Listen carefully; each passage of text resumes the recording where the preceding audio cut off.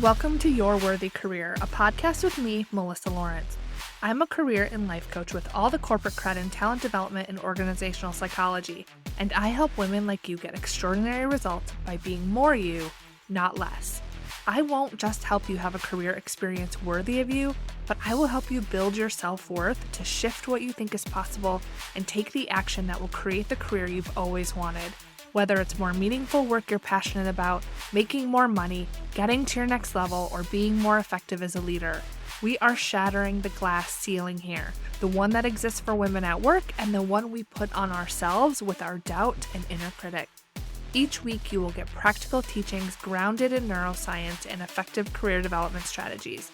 You'll experience deep mindset shifts and the perfect amount of woo so you can run your career with ease rather than your career running you. You were born for more, and I'm going to help you get there, with maybe a few dance parties along the way. Your up level begins now.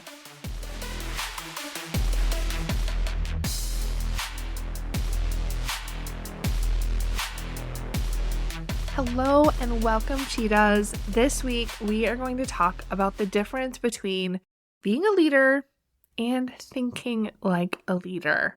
This is almost a continuation to last week's episode about trust and being authentic. And this is relevant to you regardless of where you are in your career. So even if you don't have a leadership title, this is for you. And this is something that we also talk about very early on in the Standout Leader Incubator, which is my leadership development program for women in the industry. So you can have all of the technical capabilities. You can have the title.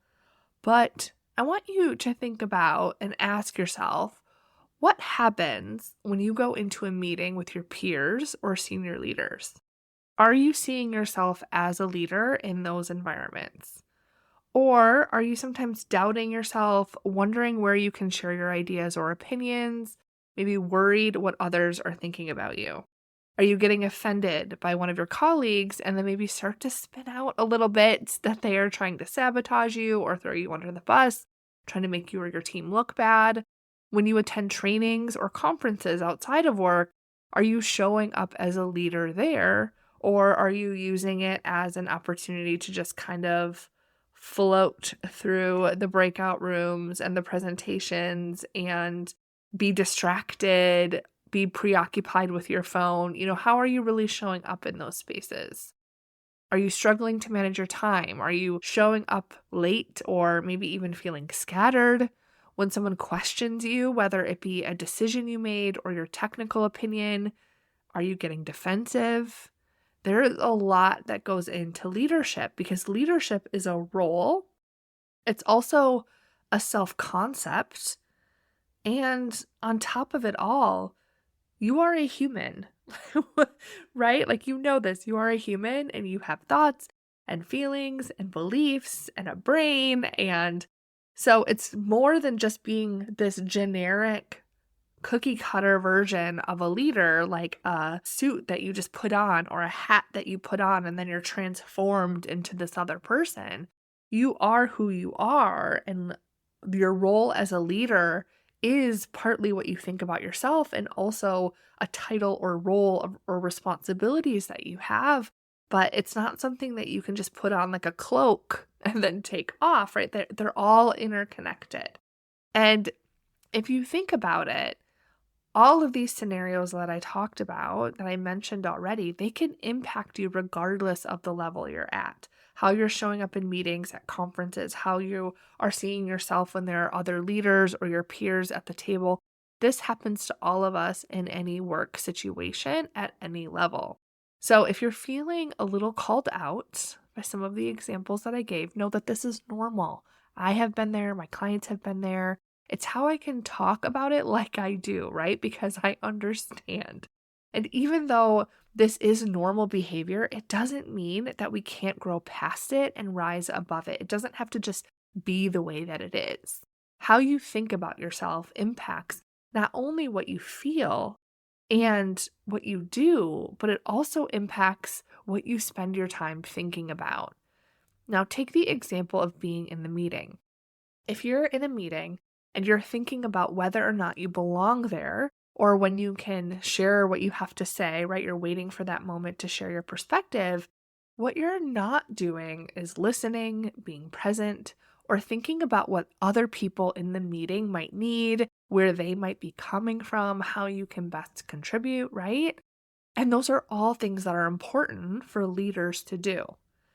So if you're caught up in your feelings about someone, you also lose the ability to think critically. Like when we're really stressed or overwhelmed, when we're frustrated, when our feelings are hurt, when we're feeling rejected or embarrassed, the thing we're not doing is thinking critically, which is again putting you in the passenger seat of your leadership role.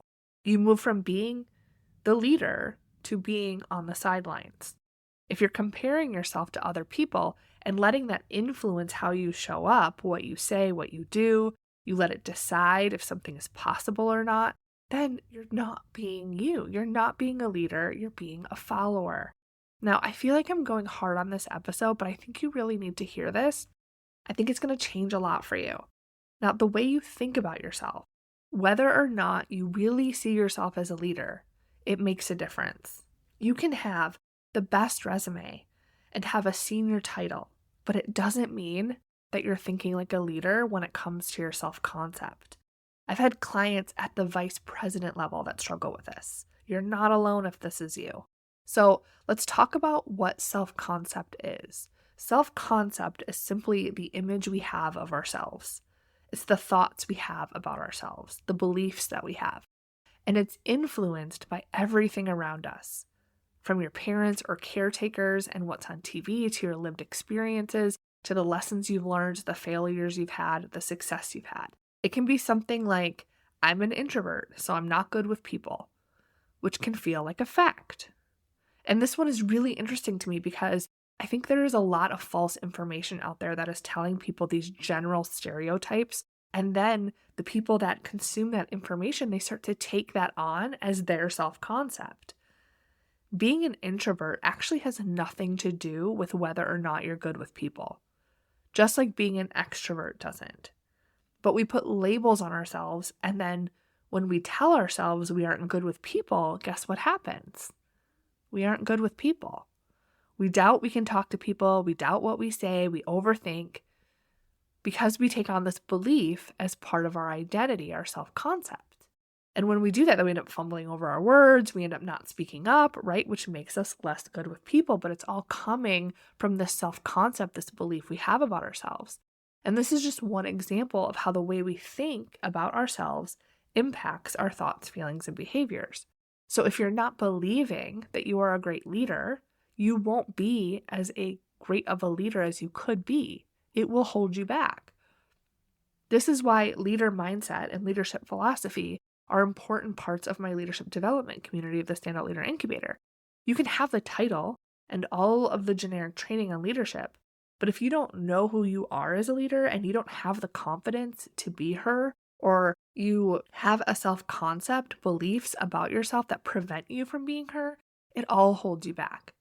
So let's put this into practice with something that you can do today. You know, I like to give you an action plan. I like to give you something you can try today, right away, to put this into practice. So think about what it means to be a standout leader.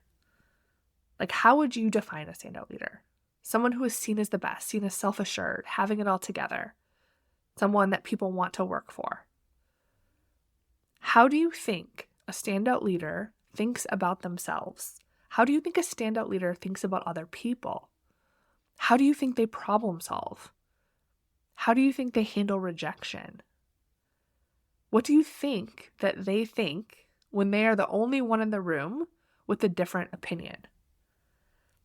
And if you need a good example of that, the episode that I did with Jim Massey on Trust in Action, he gave a really great example of how he spoke up amongst other executives and had a really difficult conversation where he was the only one with a different opinion, and he spoke up and stood his ground on what he thought was right. So you can go back and listen to that. But here are some examples of beliefs that standout leaders may have as part of their self-concept, just for you to consider. Some thoughts they might have about themselves are, I can figure this out. There's something for me to learn here. This isn't about me. I trust myself to handle this. If I'm having this idea, it is worth mentioning. My voice matters. I'm excellent at prioritizing. I know what's important. This is a great opportunity. I bring people together. And you can come up with your own list, right? So that's just an example of some thoughts or beliefs that standout leaders may have that they might not even know of, that might be so ingrained in their subconscious, they aren't necessarily actively thinking that. And I don't believe in generic affirmations. So the goal isn't to come up with this list and then try to force yourself to believe it. It's to get out of your own head and think about the leader that you want to be. So that next time you're in a meeting, you can check yourself. You can think, am I thinking like a leader right now? And that alone can stop you from spinning out or getting distracted. Just to ask yourself that question. You could put it on a Post-it note and just have it with you, or put the reminder on your phone. Am I being a leader right now? Am I thinking like a leader right now? It can put you back in the driver's seat instead of being on the sidelines. So give it a try. Now, I want to let you know of a couple of things that are coming up. I have a new training coming up in just a couple of days. It's on June 9th, and it's for you if you are someone who wants to be a better leader. Even if you're already a good leader, this is going to take you to the next level. And if you're doubting if you're a good leader, then you definitely want to be there. It's called 5 Mistakes That Good Leaders Make.